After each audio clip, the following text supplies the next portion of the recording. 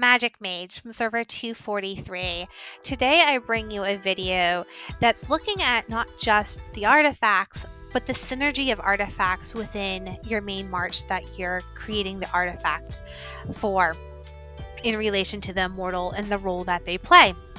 And this video came about based off of a Lord Buttercup who asked a question earlier this week, and the question was related to the artifact she developed for Quinn, and she wanted to know whether or not it was worth developing. And with this regard, she did share the current artifact that she was using, because at that point she didn't have one that was able to be developed. And my first question to her was, I wanted to see her entire army, but I also explained that the one that she developed is better because she gets the special attribute at this point in time. And that special attribute I was referring to is the added surge benefit that she gets for having a developable artifact. This is above and beyond the exclusive bonus for Quinn, in that he can now inflict split damage to 2 nearby targets. But whether or not she should develop this artifact, that comes into actually looking at how she's using the immortal and what team she's creating to use this immortal within. Because this artifact, while maybe beneficial in, say, a wind march, the earth wind march, it's not as beneficial. So I did ask her to share what march she's using so we can look at this question a little bit better. And so she did share her march, and she does have a earth wind march. And so when I looked at this, the first thing I did is I wanted to go to my forge to see what potential artifacts I could create. So when I entered into my forge, Quinn is a support immortal. I went down to his artifact, and I can see the special attributes that you have is either Shining Light or Surge. And Shining Light allows the immortal that it's equipped to have a healing effect, which is increased by 2.5%. And while that is beneficial when paired with Zenobia, because it does allow him to heal, it's not the ideal attribute you want. This surge attribute really is that ideal attribute, particularly in that earth wind march, because it allows him to increase and regain his energy speed by 5%, and that, as you develop the artifact, will increase. So that's a really important thing to remember. Additionally, the primary attributes, we have physical attack bonus, dodge value, and dodge rate. And in this case, we really want that dodge rate, that percent amount, because as you enhance the immortal with Stardust, that dodge rate will also improve and be more advantageous than a flat rate added to your immortal's overall attribute card. And that attribute card, I'll show you what I'm talking about when we find Quinn. Where is he? There he is. It's these attributes here. So when you get a flat rate, it's added straight onto these attributes. But when you get the percent piece, that's a little bit more complex. It's dealing with the attacks and how the immortals are using and engaged in different battles. So you won't see it as a flat rate here, but you do see the benefit in your overall stats as you're competing in different events and different aspects of the game. Now, when we look at the artifact that was provided to us, we can see for Buttercup, just going up a little bit further. Where are we? A little bit further up. There we go. That for Buttercup, she does have that sought after surge attribute. We just don't have that primary attribute of the dodge percent.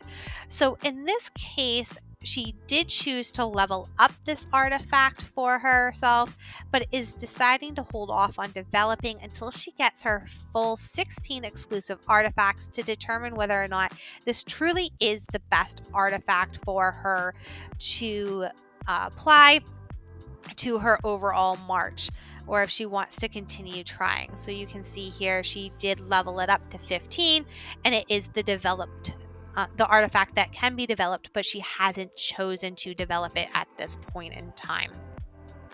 Now, one thing I really do find advantageous when I am reviewing the artifacts and the synergy along my immortals and the overall troops is I really actually utilize this recently developed immortal guide that came out, I believe, on patch note 2.6.6.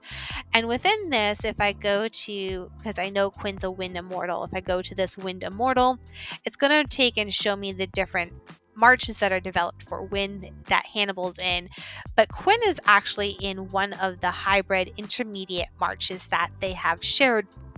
And within this immortal guide, the developers share the skills that they believe would be most advantageous for this immortal in this hybrid intermediate march, but they're also going to share the artifact that they feel would be most advantageous and what you're looking for. So they're telling us the primary attribute recommendation is that dodge rate. They're also telling you your special attribute they're recommending is that surge, and this is above and beyond the exclusive unique attribute for Quinn.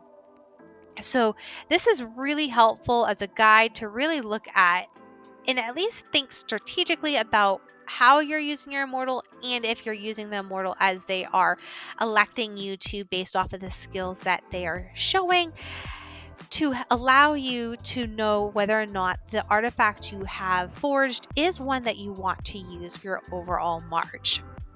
Now, as I said, we want to really think about the synergy of our march. So Quinn is, if you look at his special attributes, and let me find Quinn if he's here. If not, we'll go back to her. There he is. Main march page. So Quinn inflicts wounds on all enemy units, preventing them from being healed. Additionally, he increases the attack speed of all units by 7.5%. Now, I haven't developed Quinn by applying fragments. As he's developed, you can actually increase your attack speed by 25%, and the additional damage can go all the way up to 50%. And that damage is really looking at the cleave he grants to all wind immortals. So their normal attacks dealt will give extra damage to a nearby enemy target lasting 8 seconds.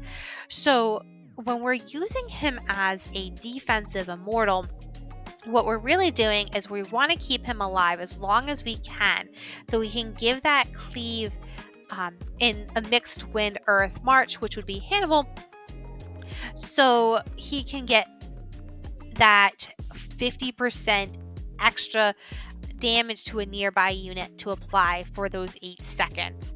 We also want to make sure that the increased attack speed for all our units, which is really critical for Alexander and for Hannibal, so we're getting that extra damage dealt, is in play. So we want to make sure we're keeping him alive. And that is why that dodge rate percent is so important, because we really want him to stay alive so he can use this ultimate skill and ensure that our main damage dealers are able to deliver as much damage as possible.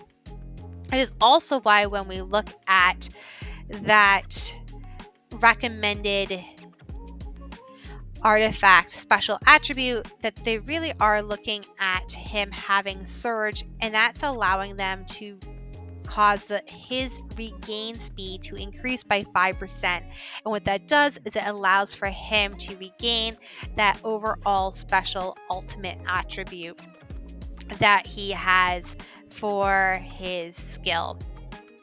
Now, the second question she asked us in the same forum was the artifact she forged for Zimbabwe, who's also a defensive immortal in her march, if that one is a good artifact for her to be developing and if it's beneficial.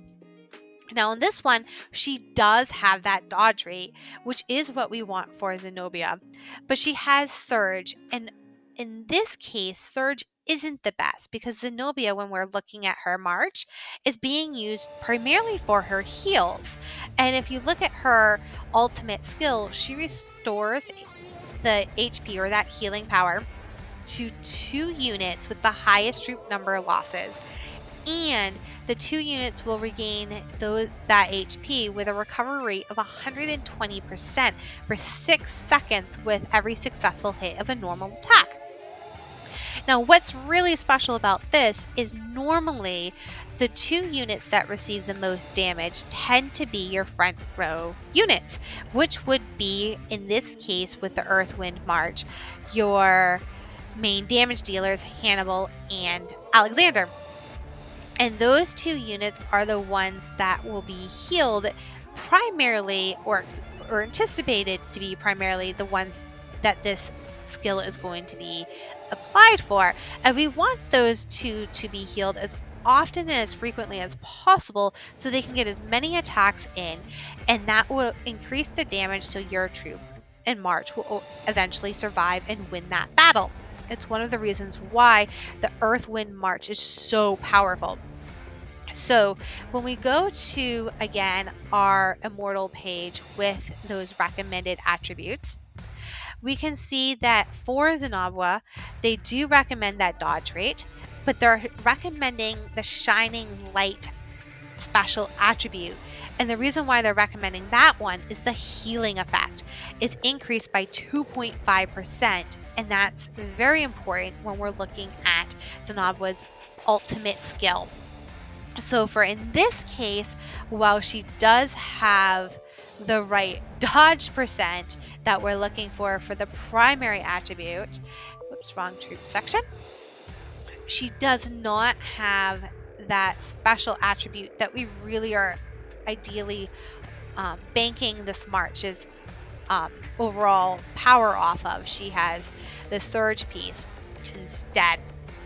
So for this case here, we wouldn't necessarily think this is the best attribute, but as she continues to forge these different attributes, the special exclusive artifacts for that ideal attribute, as she goes through for the 16, hopefully she will get within that 16 forge the one she's looking for. If not, this is not a bad one as a secondary artifact, primarily because not only is her primary attribute dodge rate percent, her secondary attribute is also that dodge rate percent with magical defense and an added crit value, which is not a bad thing for when she does deliver an attack.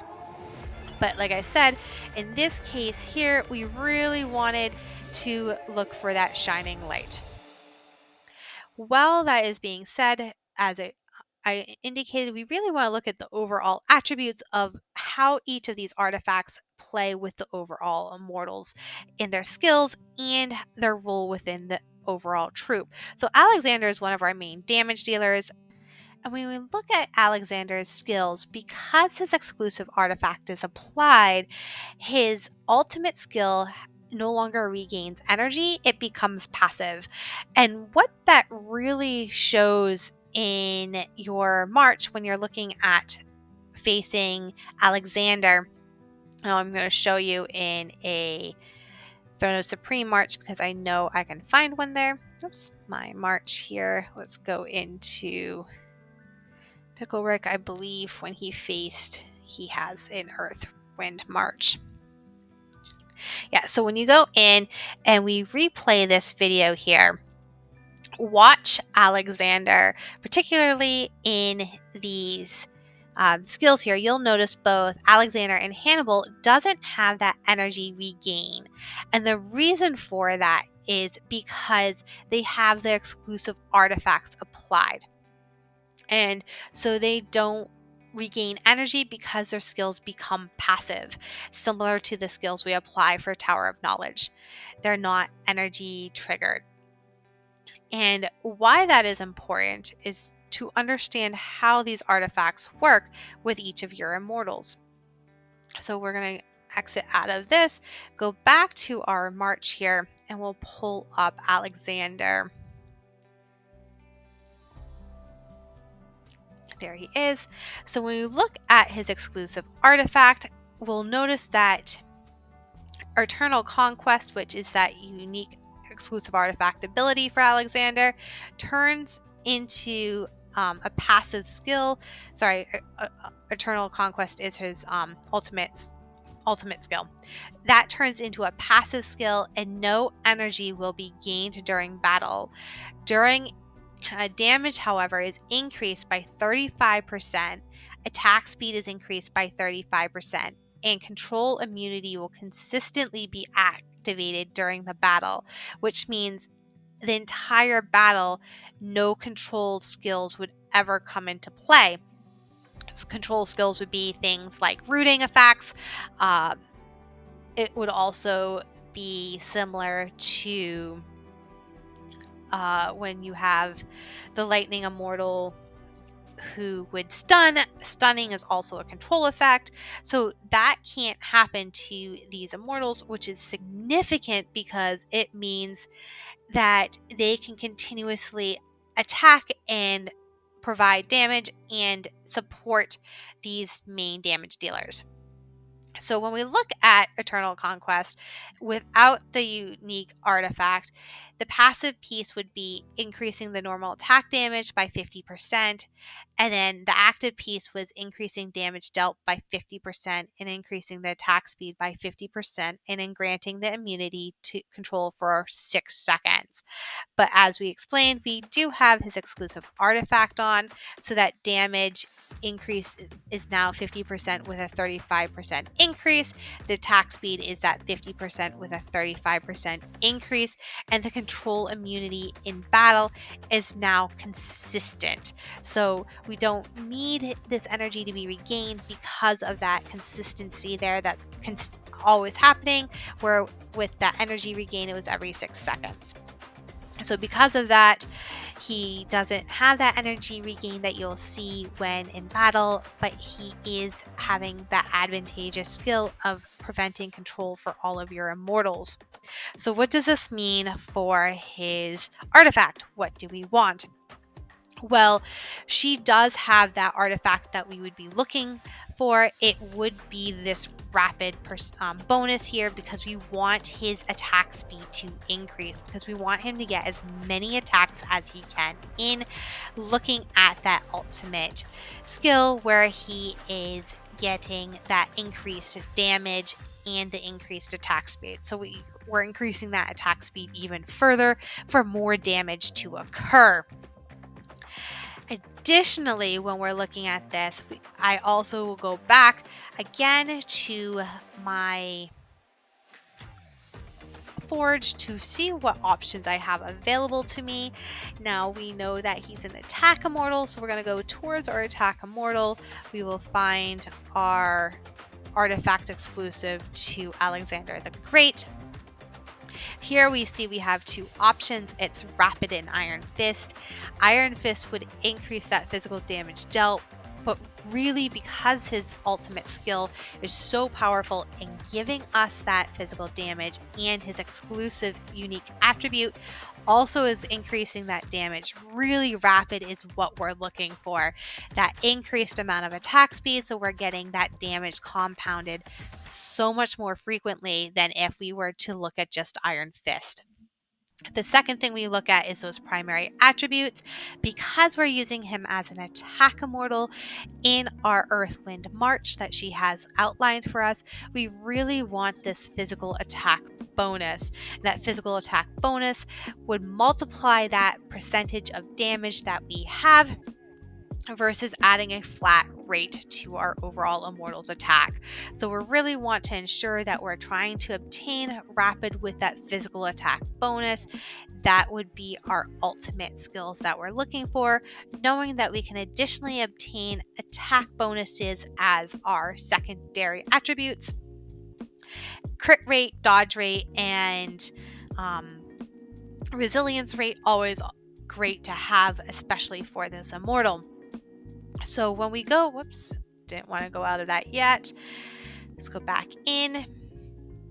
So when we go to what the developers are recommending, these are the skills that they're recommending with his overall artifact, which they are recommending the rapid, the primary attribute being the physical attack bonus. Lastly, we're going to look at Hannibal. Hannibal, they're recommending again that rapid, increasing the attack speed. Same reason why we want Alexander to have that rapid attack speed. Again, physical attack bonus. That attack bonus is important for our attack immortals. Again, this is highlighting different skills that they would find beneficial for this immortal in this hybrid march. And when we go back to looking at her troop base and the skills that she has applied to see how this works all together, we will be able to see, I don't know if she actually has an artifact for that one yet. She does. So she has Iron Fist, but she does have the attack on this one. She has a secondary attack bonus percent and physical attack as a secondary benefit as well. So while this is not ideal in terms of her primary attribute, or actually in terms of the specialty attribute here, she doesn't have a bad artifact in terms of what she's using. It could be better, but this is one that I would still be happy with, knowing that she does have the rapid benefit on Alexander within this artifact here. Now, this is important to remember these things, because knowing that Alexander has that rapid attack speed, I would not want my main damage dealer in front of her Alexander, because I know he's going to get more attacks off than possibly Hannibal. Also, knowing that Alexander has that rapid special attribute tied to his ultimate skill, where he's going to be increasing that damage, I really want to make sure I'm protecting my main damage dealer. So I would want to put probably that one immortal that I'm most okay with sacrificing, so my main damage dealer can stay alive, and the immortal supporting that main damage dealer will also be able to survive. And in this case, putting my main damage dealer in front of Hannibal, while it's still a very powerful immortal and will perform extremely well, causing a lot of damage because of that physical attack and that physical attack bonus that she has, it would be a better one for me to put in front, particularly because I know my damage is only going to 10% on this, and the re-energy gain speed is going to be a little bit more normalized. So this is one way you can look at your immortals, the synergy, the attributes that you're applying. I hope this helps you be able to navigate the artifacts for your own marches. If you have any questions, please leave a comment in the comments section. Remember to like and subscribe so you do not miss future content, and I wish you all a wonderful day.